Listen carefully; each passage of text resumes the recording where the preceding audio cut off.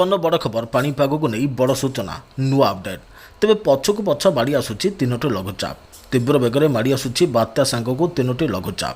ତାଣ୍ଡବ ରଚିବ, ସବୁକିଛି ଛାରଖାର କରିଦେବ।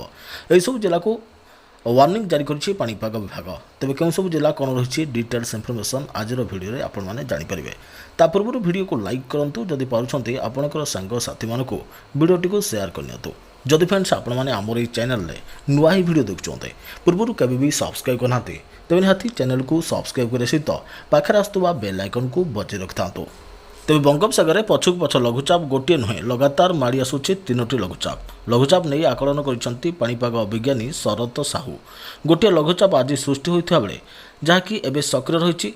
तेज 26 बेलू द्वितीय और 29 बेलू तृतीय लघुचाप सृष्टि होवार संभावना रही। सक्रिय लघुचाप तमिलनाडु आंध्रप्रदेश मुहां होगा संभावना रही। बर्तमान सृष्टि होता लघुचाप बेसी घनीभूत हो न पारे, तेज तथापि दक्षिण ओडिशा जिला मानक अधिक वर्षा हो पारे। तेज 26 और 27 तारिख बेलू जो सिस्टम सृष्टि हो अधिक घनीभूत होगा संभावना रही। प्रथम बेसी प्रभाव न पड़ पारे, द्वितीय प्रभाव बेसी रत्र तृतीय लघुचाप नहीं आईएमडी पक्षर स्पष्ट कर सेपटे संभाव्य बात्या और लघुचाप जनित वर्षा नहीं आलर्ट्रे प्रशासन एने सूचना देते राजस्व और विपर्यय परिचालन मंत्री सुरेश पुजारी। सबु स्थितिर मुकाबला पर राज्य सरकार प्रस्तुत अच्छा। समस्त जिला प्रशासन को प्रस्तुत रहा निर्देश दि बात्या नहीं अमेरिकार एक संस्था आकलन करुँच, भारतीय पाणीपाग संस्था एजाएं केवल वर्षा आकलन कर। रिपोर्ट अनुଯାयी दक्षिण ओडिशा अधिक वर्षा होवार संभावना रही, जहाँकि दक्षिण ओडिशा रेड और उपकूल में ऑरेंज अलर्ट जारी करिछि पाणीपाग विभाग।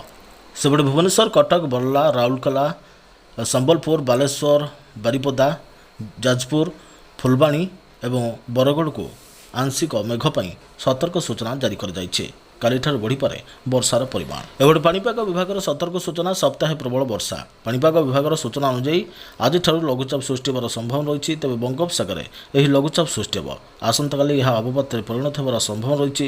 यह दृष्टि रखी 20 जिला को पाणीपाग विभाग पक्षर अलर्ट जारी कर कारण यह वर्षा आसंता सप्ताह धरी लगी रहा सहित प्रबल वर्षा होगा आशंका करसहित बहीपे पवन।